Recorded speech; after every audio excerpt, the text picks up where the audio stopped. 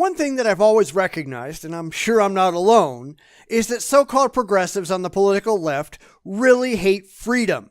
Well, let me amend that. They hate freedom for anybody but themselves. They're perfectly happy to allow speech when it says what they want it to say. But when it doesn't, they work hard to shut those people up because it just might offend them.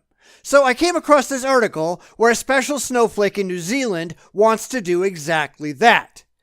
And it just proves that these people are terrible human beings.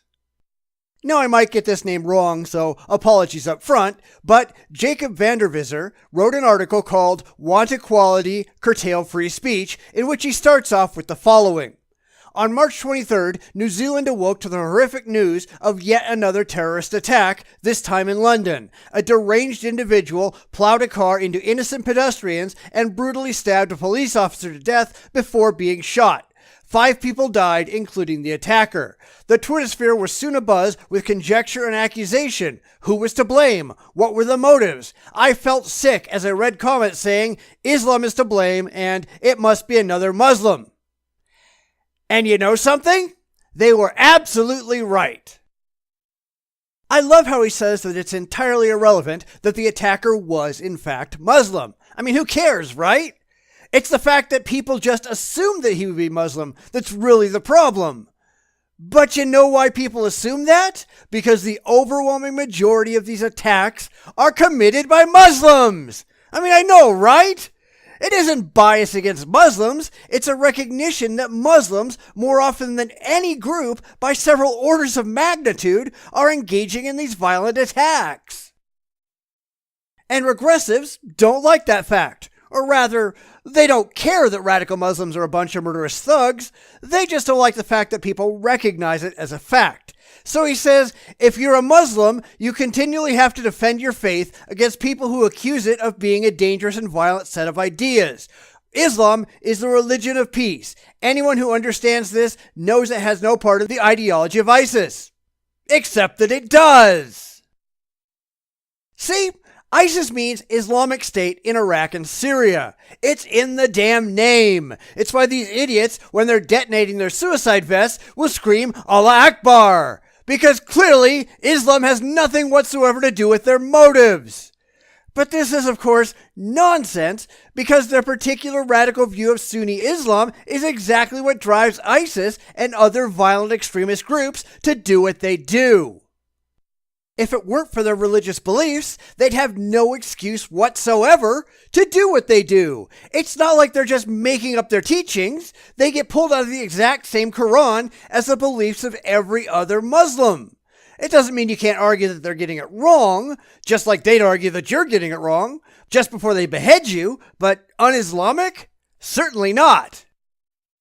And then he goes into the typical regressive whine that life just isn't fair. If you're a woman, trans or otherwise, there's no escape from rape culture. On any given day, you might hear a rape joke or be given a compliment, such as being asked for your number by a stranger. The men who make these comments defend them as harmless, but unwanted harassment can trigger harmful flashbacks to previous similar incidents or experiences of sexual assault. Poor little babies. They're just not happy. Well, too fucking bad. This is because regressives are just immature children who can't deal with the real world. There's no such thing as rape culture. Well, except in Islam. And Europe is learning that very uncomfortable lesson right now. Asking a woman, or a man for that matter, for their phone number is not harassment. If you're so psychologically fragile that someone asking for your phone number causes PTSD flashbacks, you need to seek some serious psychological help. The misogynistic, homophobic, transphobic, Islamophobic hate speech directed at oppressed groups is damaging to society, and with the rise of Donald Trump's brand of politics, it's also being legitimized. Except there's nothing phobic about any of that. In the case of Islam, there is a very real cause for concern over the teachings and beliefs, and certainly the actions, of radical Islam. When you have hundreds and hundreds and hundreds of people killed in the name of Islam every single year, you'd have to be insane not to take the threat seriously. And that pretty much sums up the regressive left. Insane. They're just whiny, over-emotional children who get offended at reality, and then they cry because it doesn't make them feel good. Well, too fucking bad. Well, there is some hope. The Canadian Parliament has passed the M103 motion, which calls on the government to condemn Islamophobia. It is a silver lining of a dark and depressing cloud, and it is something I think New Zealand should seek to not only emulate, but improve.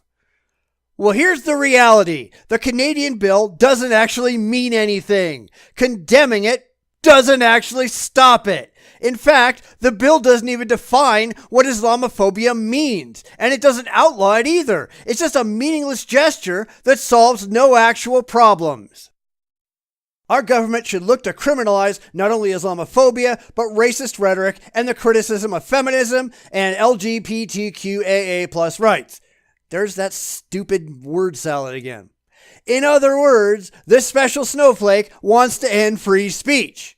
Well, not free speech, just free speech he doesn't like. I'm sure that the regressives will get to continue to complain and demonize anyone they don't agree with. The oppression stack will reign supreme, and only those who are seen as sufficiently oppressed will get to hold any legal views. Free speech is all well and good, but it should not be defended at the expense of minority groups. Except there's no expense here. Everybody has exactly the same rights. If you want to speak out against those who disagree with gay rights, knock yourself out. I fully support that. You have the freedom to do so. Anti-gay activists can't cry, "But you're hurting our feelings," any more than you can. Grow up and get over yourselves. Deal with reality. Actually have an argument other than wah! Nothing quells fear and hatred like making it illegal, and if we stop opposing progressive values, then surely the constant fighting will stop too. Except progressive values are toxic to free society. But they don't care about free society, do they? They want hyper-authoritarian, fundamentalist socialism. No wonder these people like radical Muslims so much. That's exactly what they want too. They want their own form of government-enforced Sharia law. Why doesn't anybody see this? New Zealand is not a place of tolerance at the moment, but I believe if we curtail free speech, we'll be on a path to a fairer future. Well, fuck you. If you do that, it won't be New Zealand anymore, will it? But that's really the problem with these regressive idiots, is that they don't understand and they don't recognize the folly of their desires. They think that they're always going to be in charge, at least if they ever managed to get in charge in the first place, which luckily is not all that likely. They're not bright enough to realize that it would only be a matter of time until some other group took over, and then all of the rules for shutting up people you don't like could very easily be used against them. Of course, they just cry about how unfair life is. They wouldn't recognize how they dug their own grave, and now just won't shut up long enough to lie in it. But as I said, regressives aren't all that smart, are they? They think they're better than everyone else. They think the world ought to recognize it, even though mostly the world just laughs at their stupidity. The fact is, the progressives propose things that ISIS would be proud of. And they're totally blind to that fact. It's why I wonder how long it's going to be before these idiots start engaging in radical violence of their own.